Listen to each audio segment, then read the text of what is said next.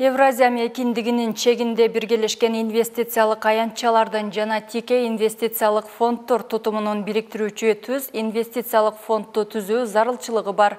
Бул тууралуу министрлер кабинетинин төрагасы Акылбек Жапаров Бишкек инвестициялык саммитинде сүйлөгөн сөзүндө билдирди.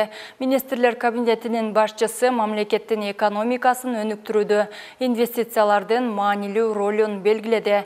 Анын айтымында акыркы 5 жылда жаңы инвестициялык долбоорлордо кичи жана орто бизнестин үлүшү 5,7%дан 1,3%га кыскарган. Ар бир өлкөнүн экономикасынын туруктуу өнүгүшү көптөгөн факторлордон көз каранды. Бирок алардын ичинен эң негизгиси чакан жана орто бизнести өнүктүрүү, өндүрүлгөн продукциянын экспортко багытталуусу болуп саналат.